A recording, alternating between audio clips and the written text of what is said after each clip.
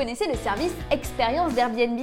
En fait, la plateforme américaine ne vous propose plus seulement d'habiter dans un vrai appartement, vous pouvez aussi payer pour passer du temps avec un local et découvrir comment il vit.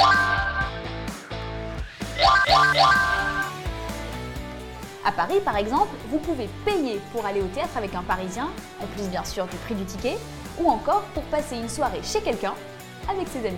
Bon, évidemment, on peut y voir un côté positif. Ça permet de faire des rencontres et ça peut apporter un complément de revenus à certains. Mais honnêtement, payer quelqu'un pour boire des coups dans un bar avec lui, c'est quand même un peu triste. Et Linlan, ça te dit d'aller boire un verre avec moi?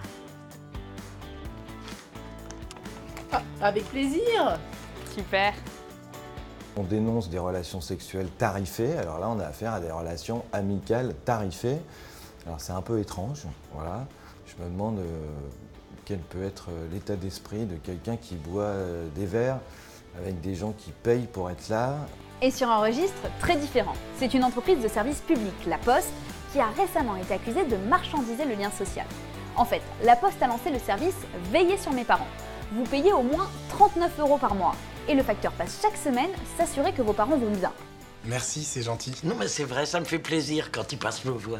Maintenant, avec Veiller sur mes parents, le facteur passe échanger avec vos parents et vous donne de leurs nouvelles. Alors là aussi, c'est sûr que c'est bien de rassurer des personnes âgées et leurs familles.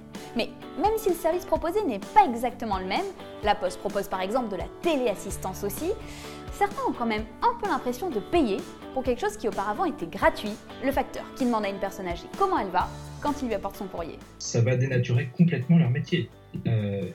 Alors après, si derrière, vous avez des prestations autres, faire les courses, se renseigner, voir s'ils ont des besoins supplémentaires, etc., pourquoi pas? Mais la sociabilité primaire dans tout métier, quel qu'il soit, si on la tarifie, effectivement, on déshumanise complètement nos relations. Alors, ça c'est un point de vue, mais on peut aussi se rappeler de ce que disait le philosophe Blaise Pascal.